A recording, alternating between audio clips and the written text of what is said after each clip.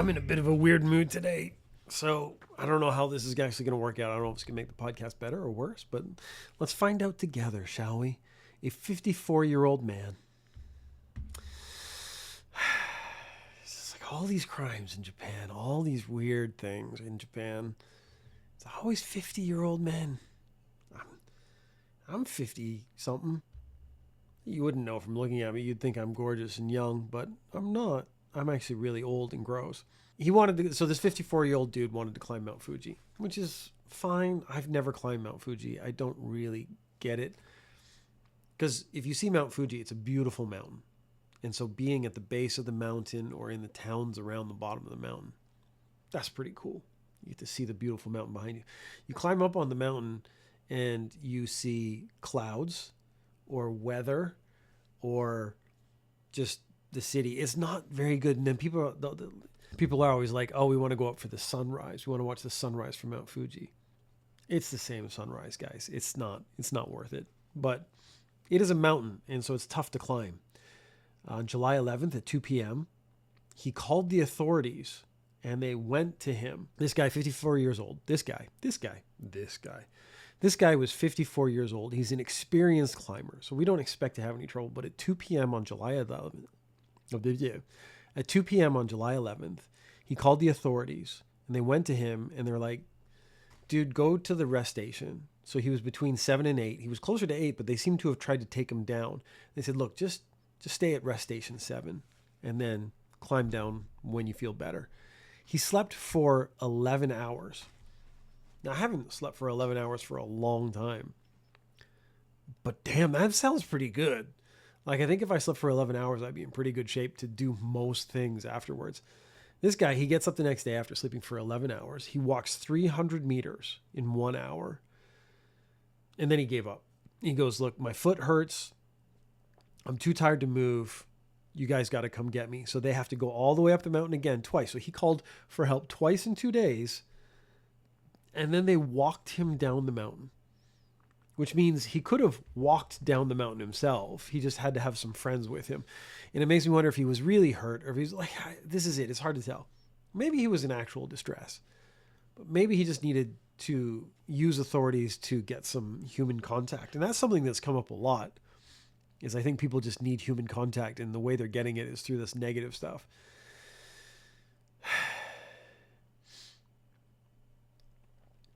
Like I said, my brain's in a weird place. I don't really know what's going on. There's a guy who gave me, I don't have a lot of Apple podcast reviews and stuff, but there was a guy who gave me one. He gave me 4 out of 5, and he said, loves the podcast, one of his favorite, but he hates the transition music. It's too loud. So because of that, I actually turned it down. But he sent me a message later. I think it was on Facebook, and he said, I love the podcast, but the transition sounds too loud. He just doesn't want a transition sound. And I felt really bad because I actually did an episode without a transition sound to try to satisfy a single listener. And then all 5, 6 other people sent me messages going I like the transition sounds because it helps delineate the stories and stuff. So I went back and I feel bad. You can't make everyone happy. And I think this guy is almost wants to be a fan, but he's just, the fact that I've done the transition sounds really is throwing him off, and he hates my guts for it. But last time we talked about train spotters and how they trash this guy's car. And I said train spotters get violent on a regular basis. Well, turns out saying that out loud was a bit of a curse because they got violent again. Some train spotters, 4 teens were arrested for assault after luring a guy to a park to photograph trains. So this is a park where pretty famous for train photography. So it actually was a legitimate seeming reason, but this guy had released personal information online, or at least that's how it was interpreted. I'm not actually sure what happened because they didn't give the details. These 4 guys got upset because they said he released their personal information online. So he basically doxed them. They said, hey, come to this park. We'll take pictures together, pretending to be friends, which is, you got to be careful of friends. Got to be careful of everybody. They immediately demanded 500,000 yen. The thing is, he's in his 3rd year in middle school, so he doesn't have 500,000 yen to give. And then they said, give us your camera. And then they started beating him up. They took 5,000 yen, which is a pretty normal amount of money for a kid to have at that age. That's actually quite a lot. And then they stole his camera, which is worth 150,000 yen. So I get it's a hobby, but a kid that young, I don't know if they should have a camera worth 150,000 yen. That's maybe a side issue. That's a parenting issue. But I can guarantee he didn't deserve to have it stolen. He doesn't deserve to get beat up for it. Yeah, the train dudes gotta calm down. An interior contractor was arrested for stealing 29 air conditioners. He went to multiple unoccupied apartments and stole 13 indoor and 16 outdoor units with a total value of 29,000 yen, which that number doesn't sound right. 29,000 yen to me seems like the price of a single air conditioner, and a cheap one at that. Air conditioners are expensive.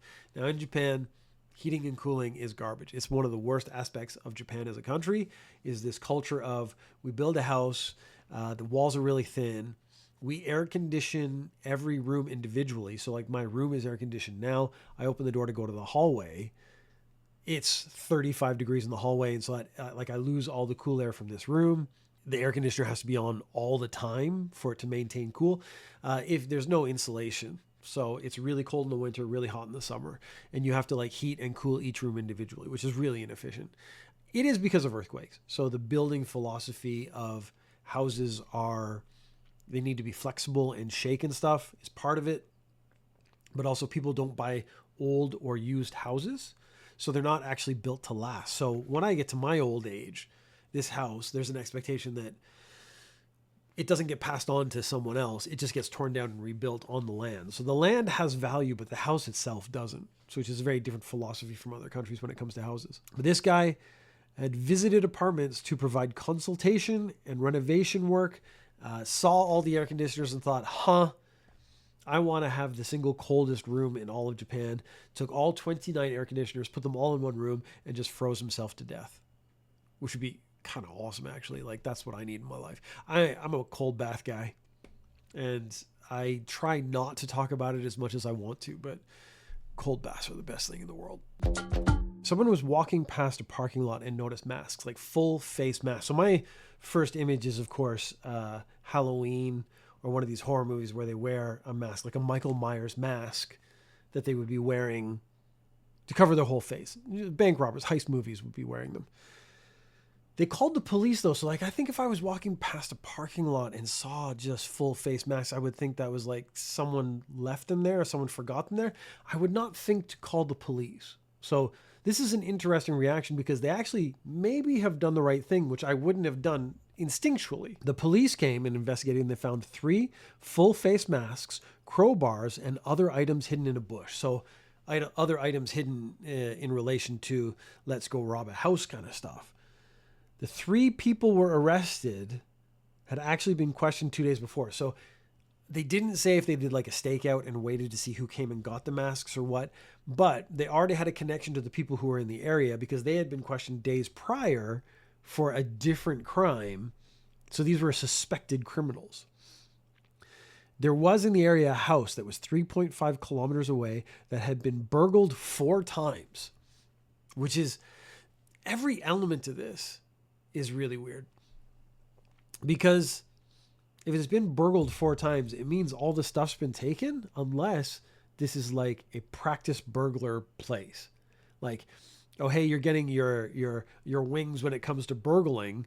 Burgle this house. It's a great practice house to start with. The police believe they were going to burgle the same house again, but then they said they don't know why this house. So to me, it would be like this house has been burgled so much, they don't have any money. So if they don't have any money... Because it's been burgled, everything's been taken that's of any value, seems like the logical assumption. So you'd want to go to a different house. I would want to go find a different rich house. The only thing I can think of is that they were practicing. They were practicing burgling this type of house or something like that for them to be able to burgle more effectively in the future. The Criminal Investigation Department Mobile Investigation Unit. That's a very convoluted name. The CIDMIU.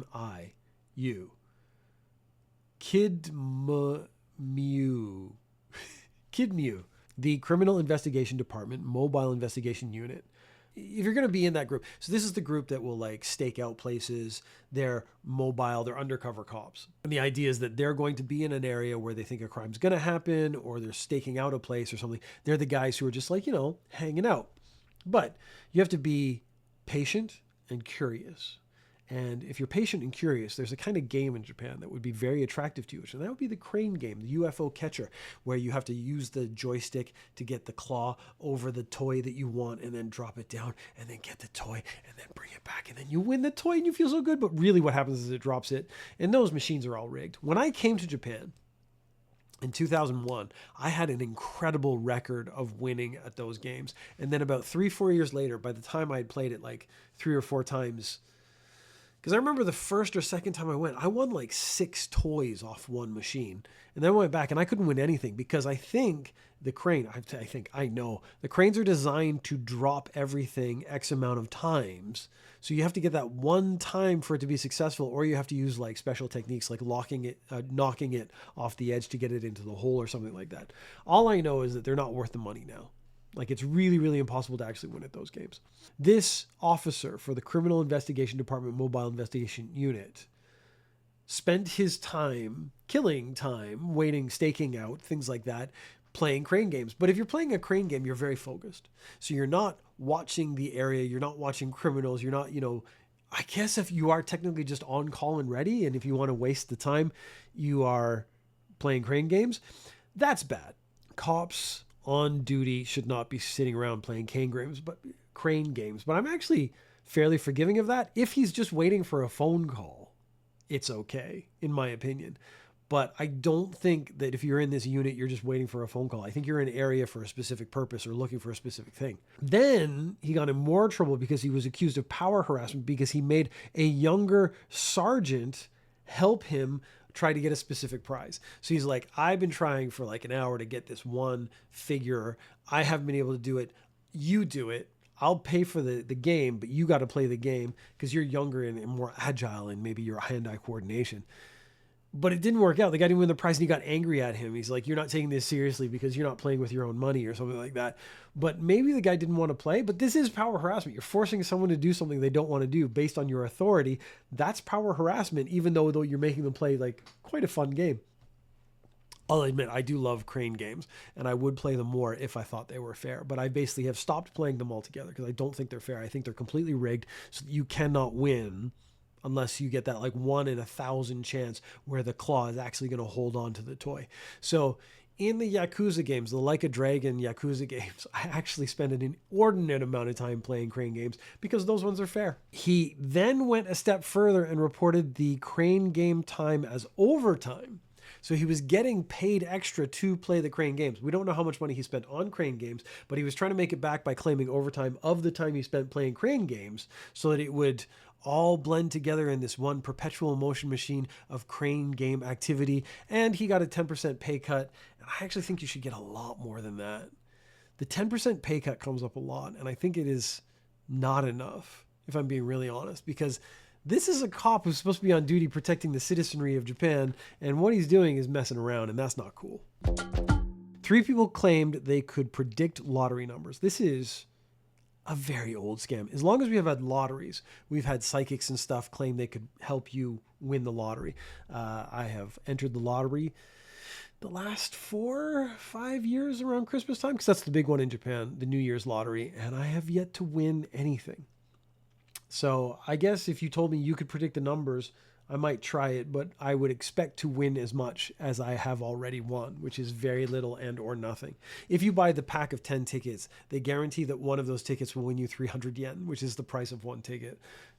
So that, I don't think that's fair. I don't think that should be called winning. They basically made a spam emails and they said, you are guaranteed a massive lottery jackpot. And if you responded to that email, they sent you to a website. And if you logged into that website, then they would start doing consultations. You could buy points on the website. And from that website, when you bought points, you could then talk to some people and they would give you numbers or try to string you along. Because again, they want you to buy more points. They would talk to you. And there was a 70-year-old woman who ended up paying 7.5 million yen on the services they were offering. They believe there were 20 victims and they took in over 80 million yen, which makes me think there's a legitimate way to do the same thing, because this is going back to like people being lonely. I think these 70-year-olds, they're lonely and they want to talk to people and interact with people. So you give them some way to interact with you and they would pay you for it. And they'd be willing to pay 7.5 million yen. Now they are promising a payout, which I wouldn't promise, but like I could either do fake psychic, but say this is for entertainment purposes only, and then just talk to you and do sort of cold reading stuff and tell you like, oh, you seem lonely or you've lost someone or something like that. And the people go like, oh my God, he's psychic. And then just talk to me and give me money. I think that's a better business plan than Ninja News Japan, which is actually only ever a cost, because I had to pay for the domain name and I have to pay for the hosting. So Ninja News Japan has actually lost me money, whereas being a fake psychic actually probably made me quite a bit of money. I think we're going to change what this podcast is from next time. 15-year-old, this story hit my feeds hard this week. 15-year-old used ChatGPT to make an app that unsubscribed people from the streaming service Bandai Channel. So 46,000 people were unsubscribed because of this app when the kid deployed it. He built it with ChatGPT. So he didn't actually know how to code specifically. He got interested in coding, but he used ChatGPT to sort of fill in the blanks. He managed to make a thing that then attacked this streaming website and unsubscribed people, but it also gave him access to a lot of login info, which is going to be emails and passwords and maybe even credit card information.